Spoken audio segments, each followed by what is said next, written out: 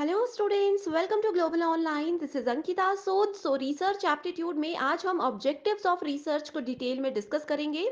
इस वीडियो के साथ स्टूडेंट्स आपके सारे कॉन्सेप्ट्स क्लियर हो जाएंगे एंड इजीली आप सभी अपकमिंग एग्जामिनेशन में आंसर्स को ढूंढ पाओगे।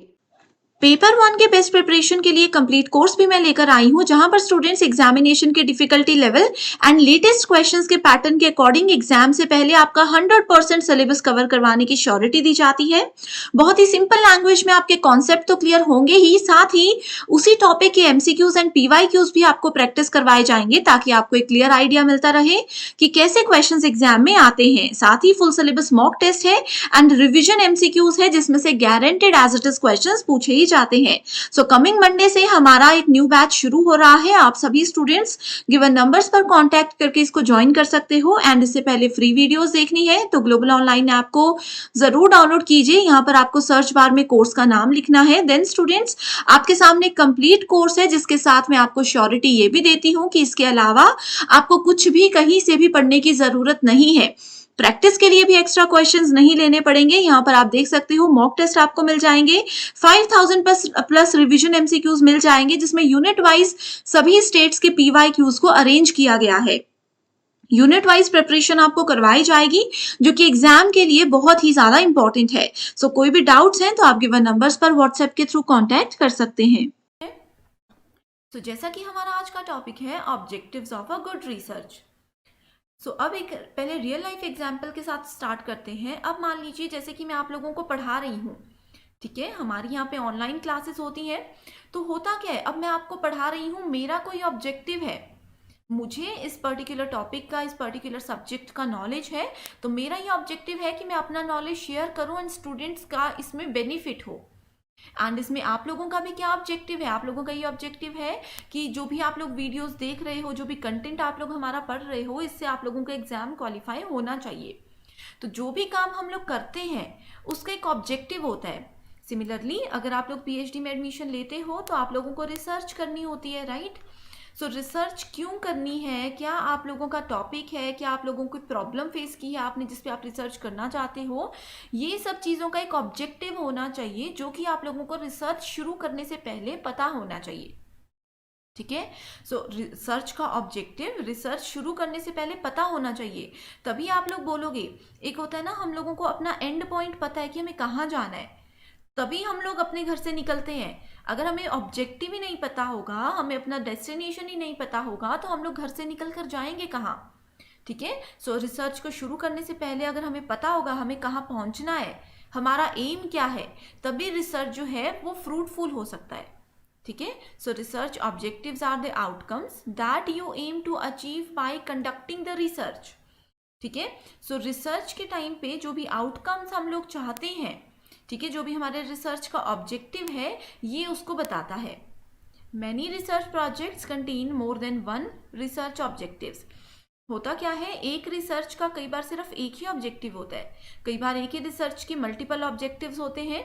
तो हमें क्या करना होता है, वन बाय वन सभी ऑब्जेक्टिव्स को फुलफिल करना होता है। एंड जनरली जहाँ पे मल्टीपल ऑब्जेक्टिव्स हम लोग लेकर चलते हैं, वहाँ पे हर एक ऑब्जेक्टिव क्या होते हैं, एक दूसरे पे डिपेंडेंट होते हैं। डिपेंडेंट का मतलब ये है कि अगर एक का सॉल्यूशन हमें मिल गया तो दूसरे का भी हम लोग इजीली ढूंढ सकते हैं, राइट। नेक्स्ट टॉपिक है, नेक्स्ट पॉइंट है, the purpose of research objective is to drive the research project including data collection, analysis and conclusion. ये स्टेटमेंट मोस्ट इंपॉर्टेंट स्टेटमेंट है, एग्जाम में कई बार पूछी जाती है। ठीक है, ये स्टेटमेंट दी होगी, आपको बताना होगा कि ये करेक्ट है या इनकरेक्ट है।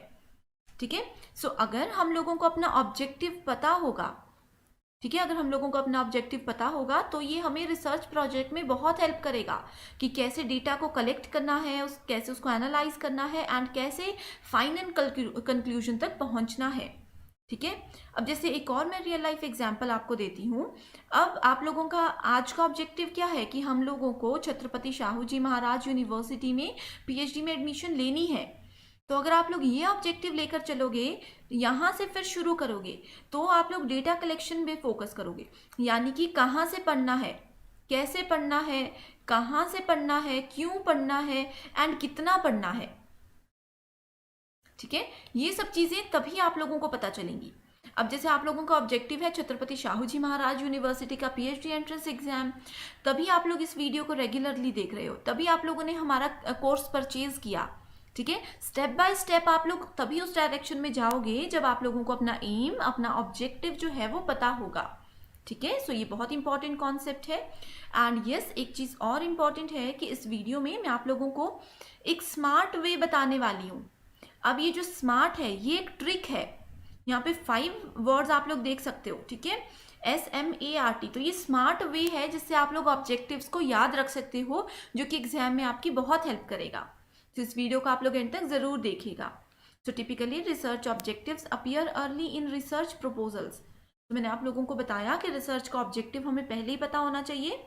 सो ये ऑब्जेक्टिव जो है ये रिसर्च प्रपोजल में होता है, उसी टाइम पे हमें इसको डिफाइन करना पड़ता है, often between introduction and research question. तो इन दोनों के बीच में रिसर्च प्रपोजल में हम लोगों को अपना ऑब्जेक्टिव डिफाइन करना होता है। ठीक है, सो नेक्स्ट पॉइंट है कि research AIIMS and objectives should be smart. तो ये ट्रिक है जो कि आप लोगों को एग्जाम में बहुत हेल्प करने वाली है। ठीक है, सो स्मार्ट का मतलब है specific, measurable, achievable, realistic and time constant. इसको हम लोग टाइम बेस्ड भी बोलते हैं। ठीक है, सो 1 बाय 1 इन चीज़ों को हम लोग डिटेल में डिस्कस करने वाले हैं, आप लोग इन चीज़ों को नोट कर लीजिएगा। सो स्पेसिफिक का क्या मतलब होता है, सबसे पहले हमें ये पता होना चाहिए। तो be specific about your desired outcomes. जो भी हमारा टॉपिक है हमें पता होना चाहिए कि हम इस पे रिसर्च अगर शुरू कर रहे हैं तो हमारा आउटकम क्या होना चाहिए। एंड इसमें ऐसा नहीं है कि रिसर्च हमने यहाँ से शुरू की डायरेक्टली हम लोग अपने मेन ऑब्जेक्टिव तक पहुँच जाएंगे। बीच में मल्टीपल लेवल्स होंगे जिनको हमें पार करते हुए एंड पॉइंट तक पहुँचना है। So be specific about your desired outcomes and your objectives should be clearly written and leave no room for conclusion. ठीक है, sorry, no room for confusion. So जो भी आप लोगों का एम होगा, जो भी आप लोगों को ऑब्जेक्टिव होगा वो क्लियरली डिफाइंड होना चाहिए एंड इसमें कोई भी कंफ्यूजन के लिए जगह नहीं होनी चाहिए। एक डिफाइंड चीज़ आप लोगों को लेकर चलनी है। ठीक है, they can help you keep them narrow and focused. So अगर स्पेसिफिकली हर चीज़ को लेकर चलोगे, ऐसे ही कैजुअली नहीं लोगे, स्पेसिफिकली किसी चीज़ को लोगे तो ही आप लोग अपना ऑब्जेक्टिव लेकर चलते हो। इसको भी मैं रियल लाइफ एग्जांपल से रिलेट करती हूँ कि अगर जैसे कि छत्रपति शाहू जी महाराज यूनिवर्सिटी का अगर आप लोग एग्जाम देना चाहते हो तो आप लोग इन्हीं के सिलेबस के अकॉर्डिंग जो है अपनी प्रिपरेशन करोगे। ऐसा नहीं है, इसका मतलब ये है कि आप लोग स्पेसिफिक हो अपनी चीज़ को लेकर के। ठीक है, अगर आप लोग जवाहरलाल यूनिवर्सिटी में पीएचडी करना चाहते हो तो आप लोग स्पेसिफिकली उसी के सिलेबस को फॉलो करोगे, वही लेक्चर्स हमारे फॉलो करोगे। तो ये चीज़ है स्पेसिफिक। अब जनरल कैसे होता है, जनरल होता है कि आप लोग सिर्फ पीएचडी करना चाहते हो चाहे किसी भी यूनिवर्सिटी में एडमिशन मिल जाए, तो आप लोग फोकस नहीं करोगे कि पर्टिकुलरली उसमें क्या चीज़ें पूछी जाती हैं, पर्टिकुलर उस यूनिवर्सिटी का सिलेबस क्या है। तो ऐसे कभी भी हमें नहीं करना है। राइट, नेक्स्ट है measurable. So making your objectives measurable is essential to achieving them. You can create metrics to measure your progress towards achieving your objectives. So measure करना है हर एक चीज़ को कि क्या हमारा ऑब्जेक्टिव था, लेवल बाय लेवल हम लोग उस चीज़ की तरफ फोकस कर रहे हैं एंड क्या हमारा जो आउटकम है वो मेजरेबल है या नहीं है। नेक्स्ट पॉइंट आता है achievable. So be sure to create objectives that you can realistically achieve to help you avoid getting overwhelmed bye realistic experiences. ठीक है, सो जितने भी हम लोग काम करते हैं वो सब चीज़ें अचीवेबल होनी चाहिए। ठीक है, जितने भी रिसोर्सेज हैं, बजट है, ये सब जो ऑब्जेक्टिव्स हैं ये अकम्प्लिश कर सकते हैं हम लोग। ठीक है, सो हर एक चीज़ अचीवेबल होनी चाहिए। नेक्स्ट है रियलिस्टिक। सो जो भी आप लोगों के ऑब्जेक्टिव्स होते हैं वो रेलेवेंट होने चाहिए आपके रिसर्च से रिलेटेड। ठीक है, ओवरऑल जो गोल्स होते हैं आप लोगों के वो इससे रिलेटेड होने चाहिए। एंड मैं आप लोगों को बता दूं, आर से रियलिस्टिक भी होता है, आर से रिलेवेंट भी होता है। दोनों में से कोई भी एक ऑप्शन होगा तो आप लोग रिलेवेंट को भी सेलेक्ट कर सकते हो। ठीक है, so make your objectives relevant to your research and your overall goals. This can help you stay motivated and on track throughout your research project. So realistic होना बहुत इंपॉर्टेंट है। नेक्स्ट है time based. ठीक है, यहाँ पे waste नहीं बोल रही हूँ मैं, बेस्ड बोल रही हूँ, टाइम बेस्ड। ठीक है, you can establish deadlines to help you keep your research process on track. मैंने आप लोगों को बताया था कि हर एक रिसर्च में कोई भी चीज़ होती है उस पर आप लोग हमेशा टाइम बाउंड को साथ लेकर चलिएगा। ठीक है, टाइम बाउंड का मतलब क्या होता है? इसका मतलब है कि मान लीजिए आप लोगों ने एक हाइपोथेसिस जनरेट किया, ठीक है, आप लोग बोलते हो कि ये इसको मैं प्रूव करना चाहती हूँ कि ये करेक्ट अनुमान मैंने लगाया है। तो ऐसा नहीं है, इसको करेक्ट करने में, इसको फुलफिल करने में आप लोग 30 डेज 40 डेज लगा दो। ठीक है, टाइम बाउंड लेकर चलना है कि 1 वीक में मैं पूरी मेहनत करूंगी, अगर ये फुलफिल हो गया तो ठीक है, अदरवाइज मैं अपने दूसरे हाइपोथेसिस पे काम करूंगी। ऐसा नहीं है कि आप लोग एक चीज़ को पकड़ कर रख लो एंड पता है कि हमने उसी पे काम करना है।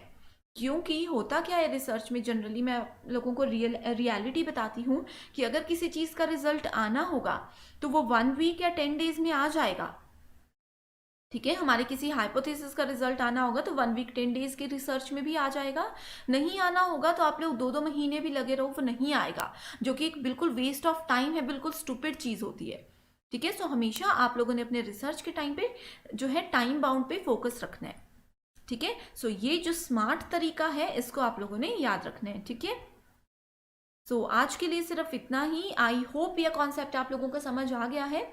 सो ये हमारे रिसर्च मेथडोलॉजी पे 15 थियोरी लेक्चर्स थे एंड इसके साथ ही हम लोगों ने छत्रपति शाहू जी महाराज यूनिवर्सिटी के लिए 15 थियोरी लेक्चर्स के साथ साथ जो है 5 MCQ सीरीज भी लेकर आए हैं आपके लिए। तो आप लोग उनको देख सकते हो, 1 वीक में आप लोग इनको एक बार फिर से रिपीट कर लीजिए सो दैट आप लोगों के सभी डाउट्स क्लियर हो जाएं।